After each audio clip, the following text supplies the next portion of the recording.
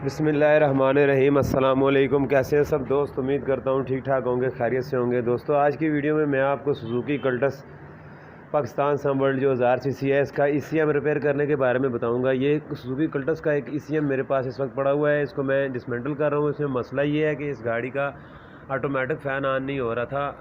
इसका फ़ैन का ऑन ना होने की वजह ये थी कि इसका इंजन कंप्यूटर ऑटोमेटिक फ़ैन को मुकर्रर वक्त पे ऑन और ऑफ़ करवाने के लिए एक अंदर IC लगी होती है, जो इंजन के टेम्परेचर के साथ जो है इसके फ़ैन को कंट्रोल करती है। वो IC काम नहीं कर रही थी, तो इसके इंजन कंप्यूटर को मैंने खोला है और इसकी IC को रिपेयर किया है। मैं आज पूरा प्रोसेस इस वीडियो में बताऊंगा कि इसको, अगर आपकी पास कल्टस है और उसके साथ सेम मसला है तो उसको कैसे हल करना है। ये देखें, ECM मैंने खोल लिया है।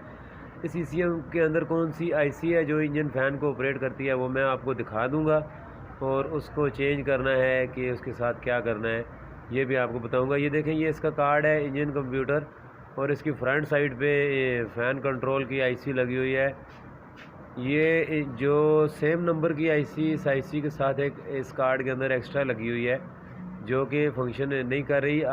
मैंने ये किया है कि इसकी उस IC के साथ इस IC को चेंज कर दिया। ये देखें, ये वो IC इधर लगा दी है, ये उधर लगा दी है। तो T618 एक IC का नंबर है, और इसी तरह T6 कुछ समथिंग, ये सेम लोकेशन बता रहा हूँ। ये दोनों ICयाँ लगी हुई हैं।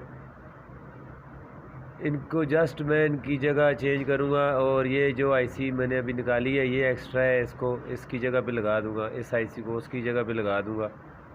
इसका सारा जो गाड़ी का ऑटो फ़ैन जो ऑन नहीं हो रहा था, ये प्रोसेस पूरा करने के साथ ये मसला इसका हल हो गया है।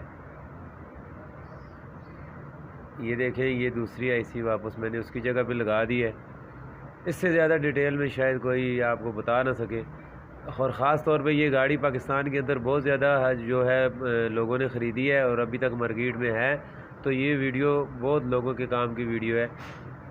अगर किसी EFI गाड़ी में ये मसला आ रहा है तो उसको इस तरह से आप सही कर सकते हैं EFI कल्टस में। प्लस एक बात और बता दूं, ये IC हमेशा उड़ने की कोई वजह होती है।